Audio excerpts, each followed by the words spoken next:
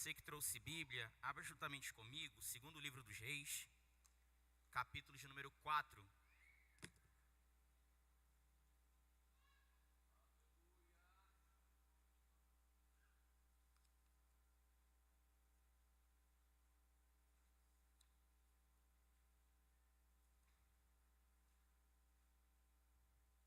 Segundo livro dos Reis, capítulo de número 4.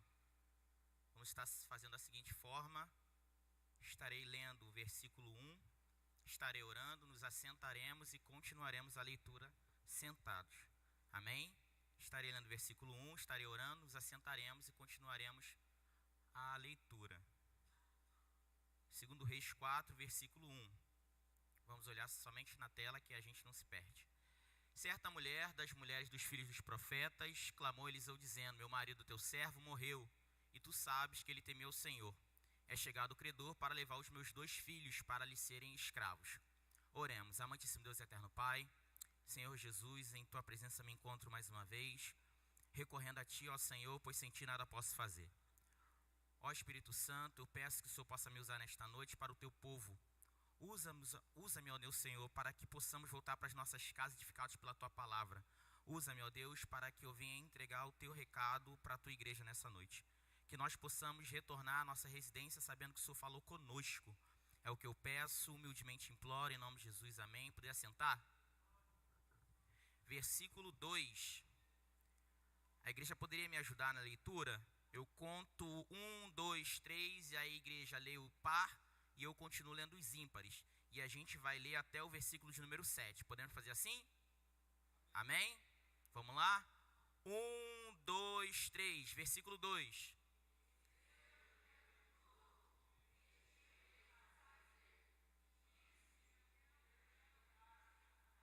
E ela respondeu: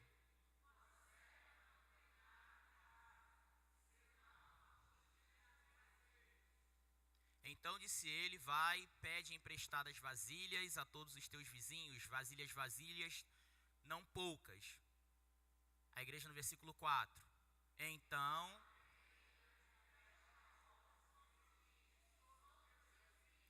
e deita.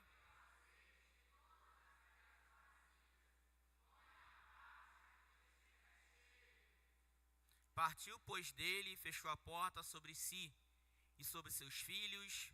Este lhes chegava as vazias e ela as enchia. A igreja no versículo 6. Cheias.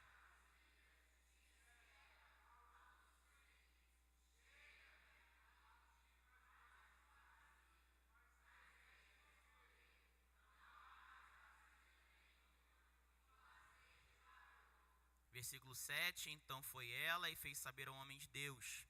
E ele disse: vai, vende o azeite, paga a tua dívida. E tu e teus filhos vivei do resto.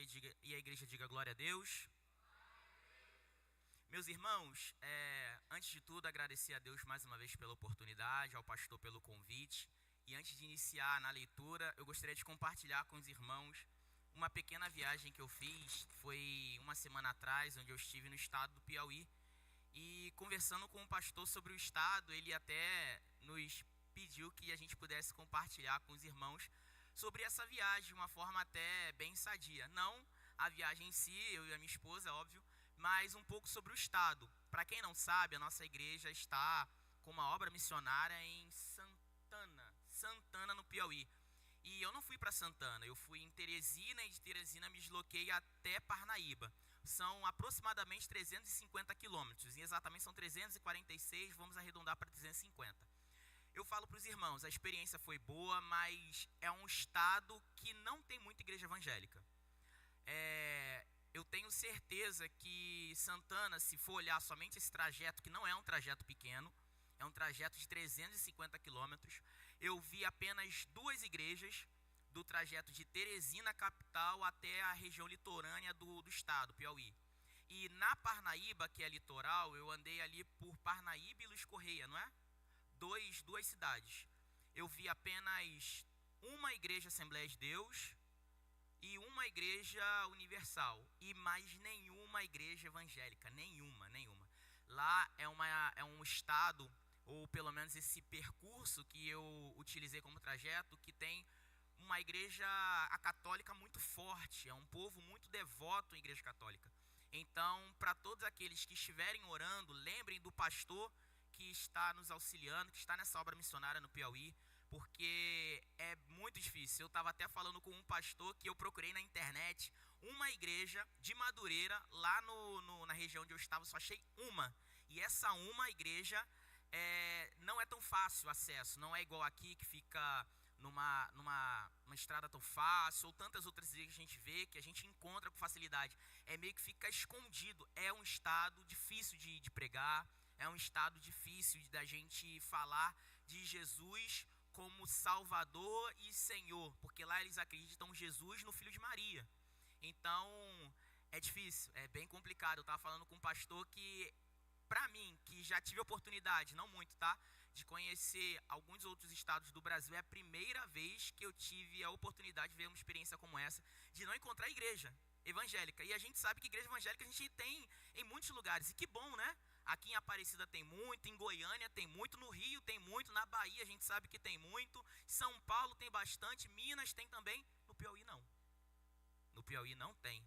Então, quando o pastor, principalmente nos cultos de ceia, falarem sobre a obra missionária em Santana, orem pelo pastor. Qual é o nome do pastor? De lá? Eloís. Lembrem do pastor Eloís. Eu não tive oportunidade de conhecê-lo. Realmente eu não tive oportunidade de conhecê-lo. Mas é uma região carente de evangelismo. E que bom que a gente às vezes fala tanto de missão fora do nosso país. Tem um estado que relativamente bem mais perto, a gente tem aí oportunidade para fazer obra missionária. Então, para todos aqueles que pensam um dia fazer obra missionária, eu recomendo. Piauí é um bom estado para você fazer obra missionária. Eu mesmo já falei com a minha esposa que na próxima vez que eu for para lá, eu quero conhecer o pastor da Assembleia de Deus Ebenezer, que é a igreja de Madureira, que é de lá, até amigo do pastor Juscelino, que é o único pastor de Parnaíba. É o único pastor assembleante de Parnaíba. Lá é muito assim, é uma igreja praticamente por cidade. É bem engraçado mesmo. Bom, só queria deixar esse recado, esse depoimento de uma estadia, de pequenas férias que eu participei, e deixando para os irmãos, lembrem do pastor Eloís, lembrem do estado do Piauí. Lá é um estado que a gente tem que lembrar nas nossas orações. Amém? Que bom. Meus irmãos, vindo agora para a mensagem de hoje, 2 Reis, capítulo de número 4, é um livro, é uma passagem muito conhecida e principalmente lembrada em festividades de Sibe, pois vai falar de uma mulher que não é identificado o seu nome, mas é uma mulher de fé. Mulher esta que a história é muito simples, a gente leu pequenos versículos, ou um trecho muito pequeno, do 1 ao 7, e de tudo que você leu não tem muito nada diferente do que está ali. Era alguém que tinha uma dificuldade, uma escassez, um problema familiar, procurou um homem de Deus que pudesse resolver. Não tem muito daquilo que você leu para trazer, rebuscar, cavar. A mensagem é simples, mas eu gostaria de destacar 2 versículos principais nesse texto, nessa passagem que nós lemos. Quem está comigo diz a glória a Deus. Quais são esses 2 versículos? O versículo 1 e o versículo 2. O versículo 1 e o versículo 2, eles são versículos principais de toda essa passagem bíblica. E por que eu destaco esses 2 versículos como principais nessa passagem bíblica? O versículo 1, se a mídia puder me ajudar, e voltar lá no versículo 1 de 2 Reis capítulo 4, a Bíblia vai dizer que certa mulher, se a gente for destacar, quase, bom que eu fui rápido. Se a gente for destacar esse versículo em partes, se a gente for cortar esse versículo em partes, a gente pode cortá-lo em algumas partes. Eu gostaria que a igreja me acompanhasse. Primeira parte, certa mulher. Primeira parte, certa mulher. Essa primeira parte vai deixar bem claro que essa mulher ela não tinha nenhum tipo de renome.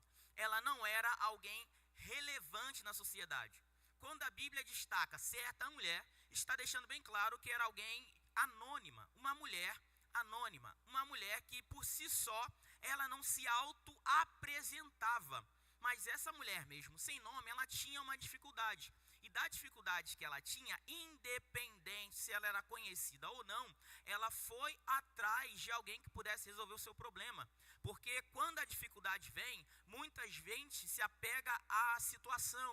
Ah, mas eu não vou porque eu não tenho condição. Ah, mas eu não vou porque eu não tenho mídia. Ah, mas eu não vou porque eu não tenho network. Aquela mulher está nos dando um ensinamento. Ela tinha um problema e independente se ela era conhecida ou não, se ela tinha recursos ou não, ela levantou do seu local, ela foi até o homem de Deus para que ele conseguisse ajudar ela a resolver o seu problema. Eu quero já deixar a primeira aplicação para a igreja. Independente se você é conhecido ou não, não queira esperar você sair do anonimato para fazer alguma coisa. Se você tem hoje oportunidade de fazer algo, se levante dessa sua cadeira, se levante de onde você está, tenha posição e faça alguma coisa, mas não deixe a sua família chegar à ruína. Não queira você ter recursos, mas tenha posição para fazer algo diferente. Quem conseguiu entender, levanta uma das mãos assim e dê glória a Deus. Primeira parte, certa mulher. Segunda parte, das mulheres dos discípulos dos profetas. Como eu bem disse, a primeira parte era alguém sem nome, então ela precisava se identificar. Qual foi a identificação? Olha, eu não quero dar nome para mim mesmo, eu quero identificar quem eu sou. E quem era essa mulher? Era a esposa de um dos discípulos dos profetas. Olha como é bom a nossa fama. Ela não quis falar sobre si, mas ela falou sobre alguém que estava com ela. A Bíblia vai dizer que esta mulher, que era mulher dos discípulos dos profetas, ela utilizou de onde ela era, de quem ela era esposa. Então a fama de si dela não era o que importava. A fama do seu marido fez ela poder ter um diálogo com o homem de Deus. Daí lá vai para quem quer pegar. Tem vezes que não é a sua fama para si mesmo, mas muito da sua fama é para quem está do teu lado. A sua boa fama, a sua boa reputação, o seu bom caráter vai levar muitas pessoas chegarem a lugares que quem sabe você nem mesmo vai chegar, mas só pelo fato de alguém dizer, ah, é filho do Evandro, oh glória,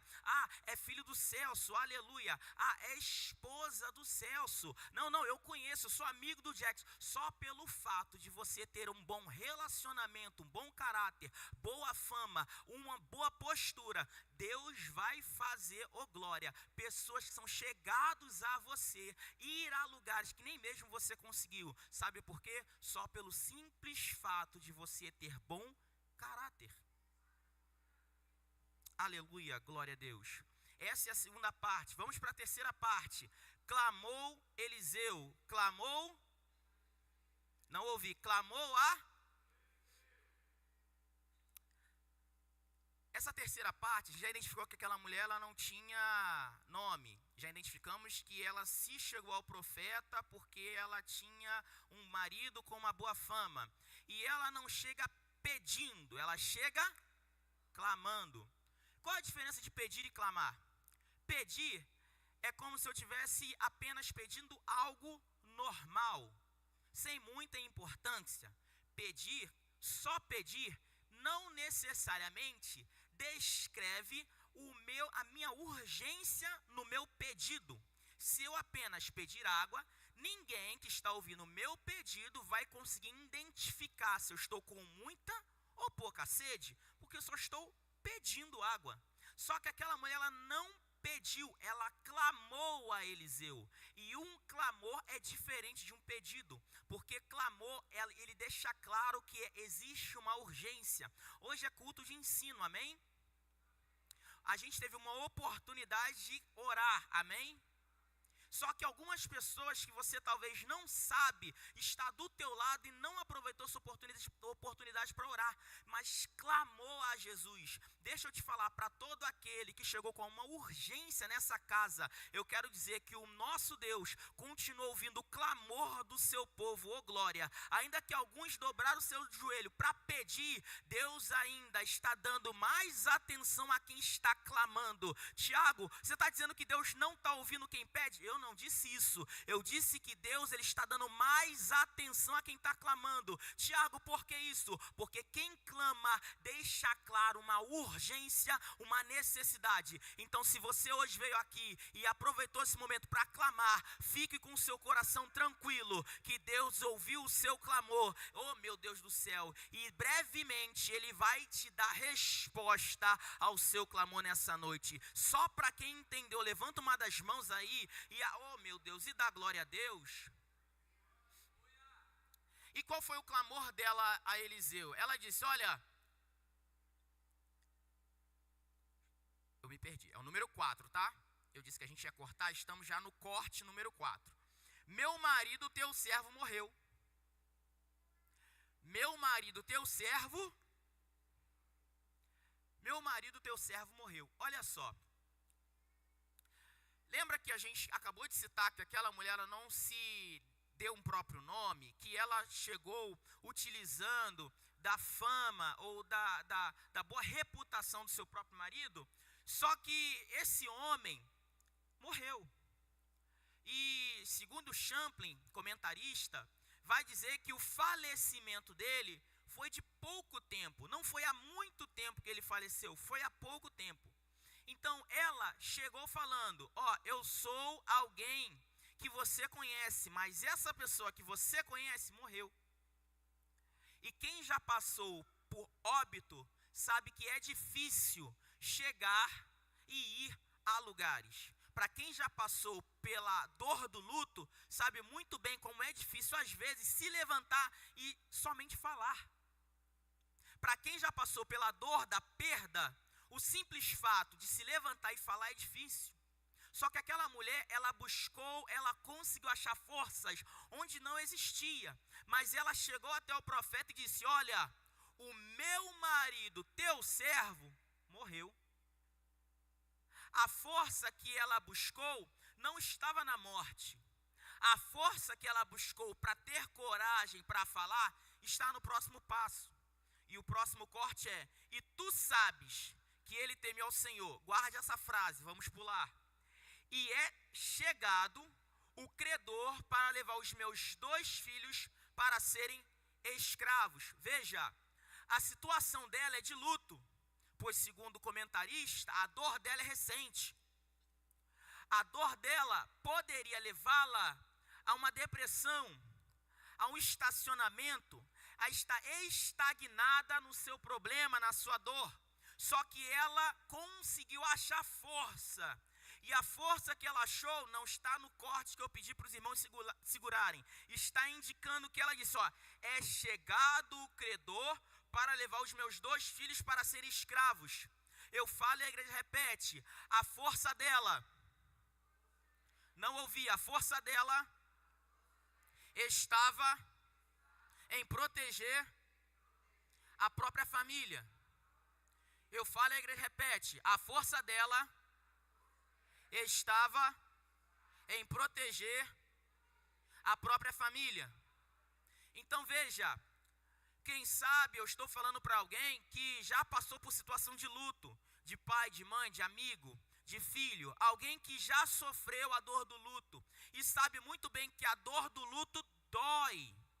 A dor do luto incomoda, a dor do luto tira a força das pernas, tira a força de comer, tira a força de beber. Se alguém está se medicando, é difícil até para tomar remédio. Só que aquela mulher, mesmo com a dor do luto no peito, ela alcançou a força onde não existia para proteger a própria família. Já quero deixar uma aplicação para a igreja. Eu não sei qual dor você está sofrendo, mas se for para proteger alguém que você ama, saia desse luto agora. Oh, meu Deus do céu. Deus me trouxe aqui para dizer, Ele não está rejeitando a sua dor, Ele não está menosprezando o seu sofrimento. Deus me trouxe aqui para dizer, ainda com dor, ainda com sofrimento, tem alguém que depende de você. Então busque força onde não tem, mas não deixe a sua família perecer por causa de uma dor que você está sentindo.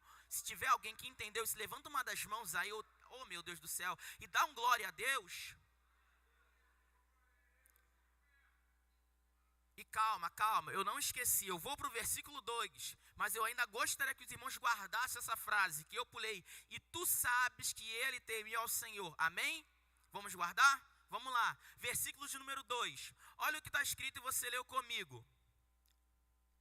Eliseu lhe perguntou, o que te hei de fazer? Eu não vou dividir o versículo 2 como eu dividi o versículo 1, porque o versículo 2, ele só é dividido em duas partes rápidas da gente entender. A primeira parte, e Eliseu lhe perguntou o que te hei de fazer. O problema era daquela mulher, sim ou não? Não ouvi, sim ou não? Ela pega o problema e leva até o profeta, sim ou não? Só que o profeta, ouvindo o problema daquela mulher, qual a resposta dele? Que te hei eu de fazer. Vamos lá? Que te hei de fazer. Amém? Amém?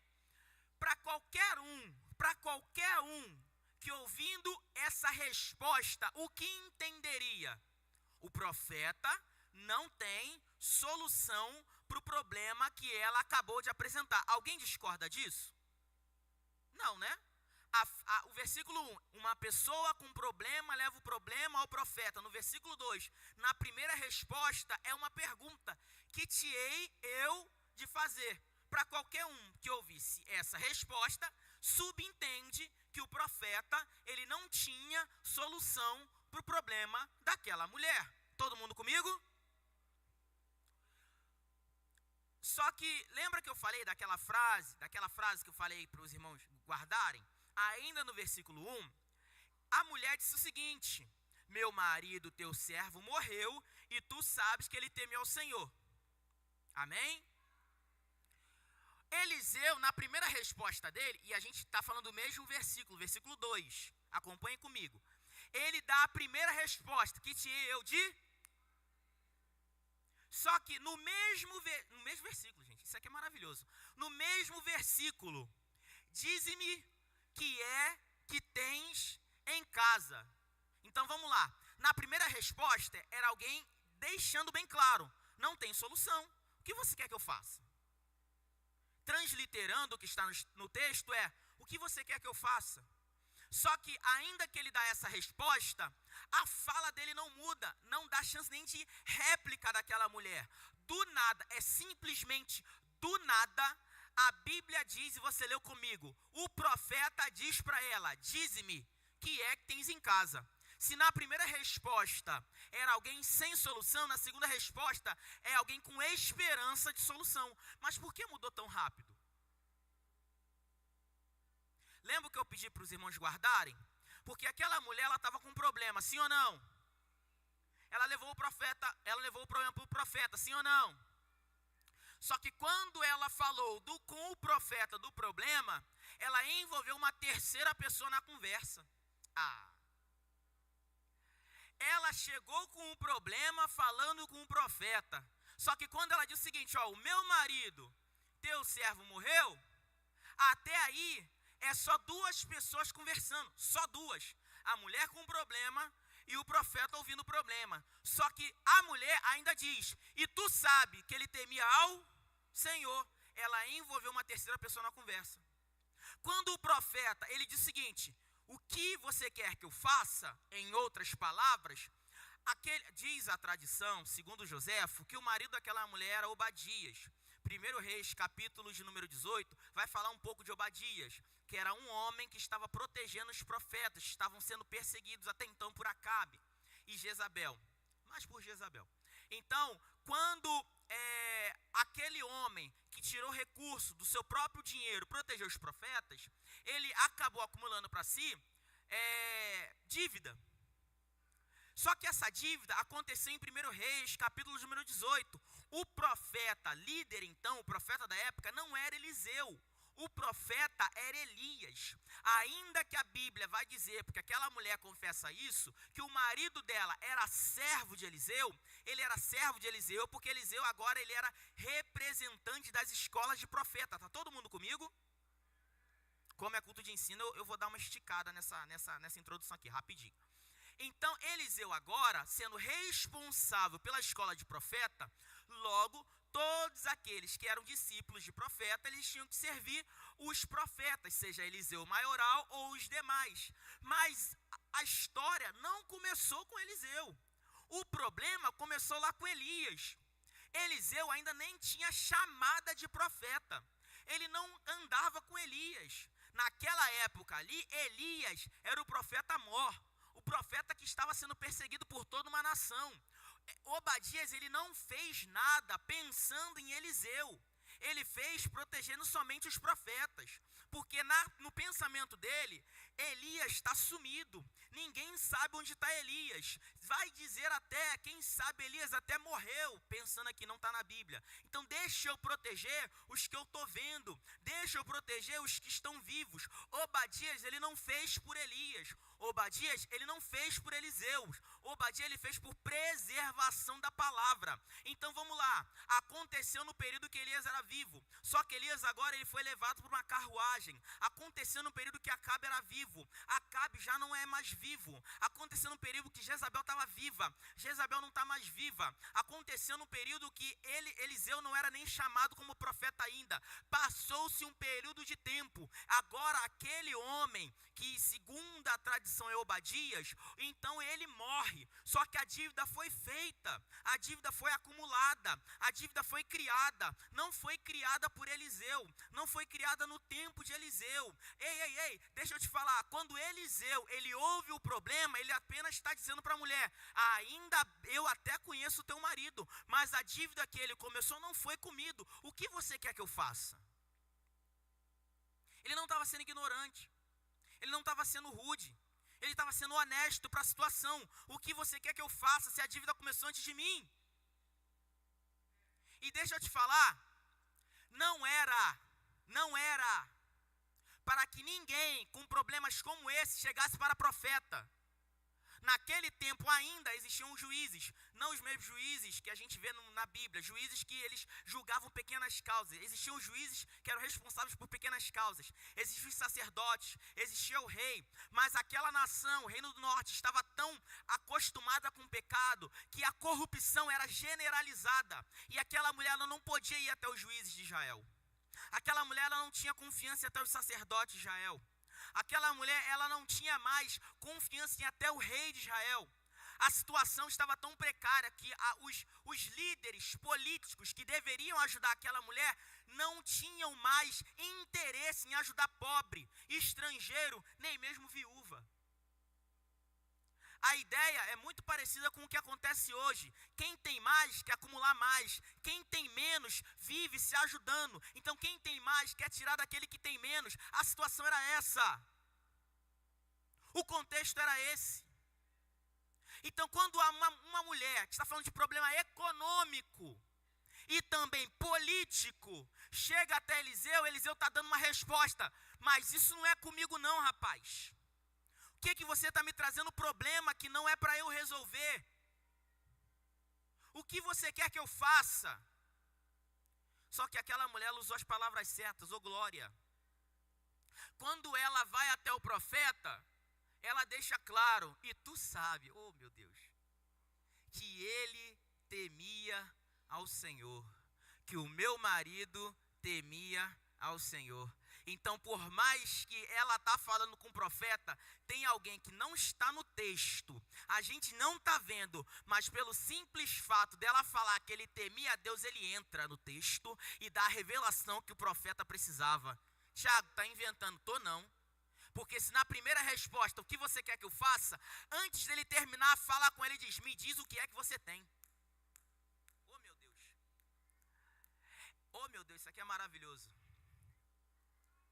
É Deus dizendo para alguém aqui, você pode até falar com o homem de Deus, ele pode não entender o teu problema, mas se você usar as palavras certas, eu continuo revelando profeta aquilo que vai ser necessário para eu entrar com providência na tua casa. Eu vou repetir para você entender, você pode até para falar com o pastor, falar com a pastora, falar comigo ou com qualquer outro, e eu não estou desmerecendo ninguém, por favor, e ninguém talvez vai entender a sua dor e o seu problema. Mas quando você usa as palavras certas, entendendo o que significa ter o temor do Senhor, Deus, Ele dá, ainda nos tempos de hoje, revelação ao pastor, à pastora, e por misericórdia, a qualquer um que está do teu lado, só para encher a boca e, inspirado pelo Espírito Santo, te dar as palavras, a estratégia, o caminho, o trajeto, o recurso necessário para você vencer e a providência chegar na tua casa. Oh, meu Deus do céu, é Deus dizendo, ainda que ninguém entenda, quando você usa as palavras certas, quando você entende que o clamor tem poder, quando você entende que o temor do Senhor ainda tem poder, Deus continua revelando os seus para te dar estratégia, e a providência ainda chega nos tempos de hoje. O profeta, ele poderia não ter entendido de primeira, mas pelo simples fato dela envolver Deus no meio, ele dá uma outra resposta. Me diz, o que é que tens em casa? Abaraia, Xandaraio. Quem ainda acredita na revelação do Espírito Santo? Quem ainda acredita que, oh meu Deus, Xandaraio.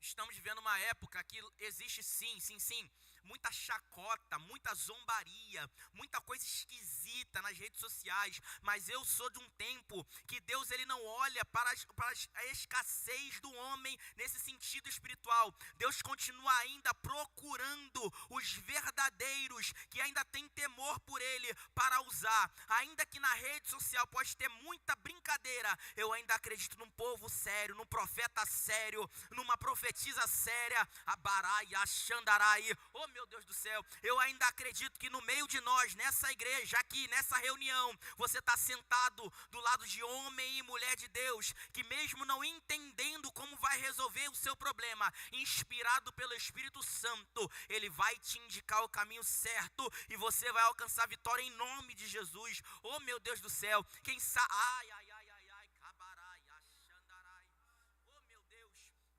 tem algo maravilhoso acontecendo aqui, oh meu Deus do céu. Ei, quem sabe você mal deu a paz do Senhor para a pessoa que está do teu lado esquerdo, mal cumprimentou a pessoa que está do seu lado direito, quem sabe nem boa noite você deu para a pessoa que está na tua retaguarda, quem sabe você nem encostou no ombro quem está à sua frente. Mas deixa eu te falar, você está sentado do homem e uma mulher de Deus, você está sentado num profeta, numa profetisa, Abarai, Xandarai. Quem sabe a resposta que você precisa está na boca de quem está do teu lado.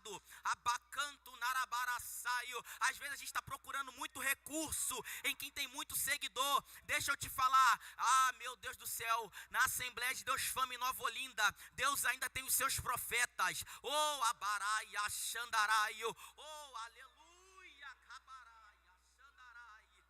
Oh, Abacanto, Narabaraçaio. Eu ainda acredito no poder de Deus, e eu ainda acredito que Deus usa os seus, mesmo no anonimato. Eu ainda acredito que a inspiração divina está sobre nós. Eu ainda acredito que Deus usa como profeta quem Ele quer, e eu ainda acredito que se Ele quiser, Ele pode usar você para mim, eu para você, você para quem está do teu lado, e aquela pessoa que chegou angustiada nessa noite, vai sair com a resposta que veio buscar o glória. Abarai, Xandarai, oh meu Deus do céu, Canto, Narabaraçai. A Bíblia diz, e você leu comigo, que aquela mulher, ela diz, olha, eu não tenho nada senão a botija de azeite. A recomendação, a ordem do profeta é, vai, pede vasos emprestados, vasilhas vazias, não poucas, fecha a porta do teu quarto, enche. E ela seguiu conforme a recomendação do profeta, porque a recomendação era enche os vasos, coloca o azeite sobre o vaso que estiver vazio. E o maravilhoso nisso é que quando ela segue toda a orientação do profeta, ela volta a Eter e diz, eu vi o milagre, e o que é para fazer agora? A partir do momento em que ela obedece a primeira ordem, só depois ela tem a segunda. É Deus me dizendo, você quer participar da prosperidade? Tiago, vai pregar sobre prosperidade? Vou. Tá na Bíblia. Se não quer, fecha que não é para você. Quer participar da prosperidade? Antes você tem que obedecer sem saber o que vai vir no final. Porque quando você obedece sem saber o que vem no final, só pelo simples fato de você obedecer e o vaso encher, é aí que o profeta te dá a segunda ordem. Agora vende e participa do bem que Deus está te entregando hoje. Porque se você veio até mim com medo da tua família ser vendida como escravo, agora você vai voltar para a tua casa, você vai vender o azeite, você vai pagar a dívida e Deus vai ser tão bom contigo que você ainda vai viver do resto. Abarai, Ashandarai. Eu encerro a minha participação dizendo: ei, não menospreze o vaso que está do teu lado, pois Deus pode usar hoje ele para te dar estratégia para você ter provisão no seu problema. E o segundo recado é: a partir do momento que você obedecer sem querer saber como vai ser o final, só o simples fato de obedecer, quando você cumprir com a ordem da obediência, Deus vai liberar você a palavra de vitória. E assim agradeço a minha oportunidade em nome de Jesus.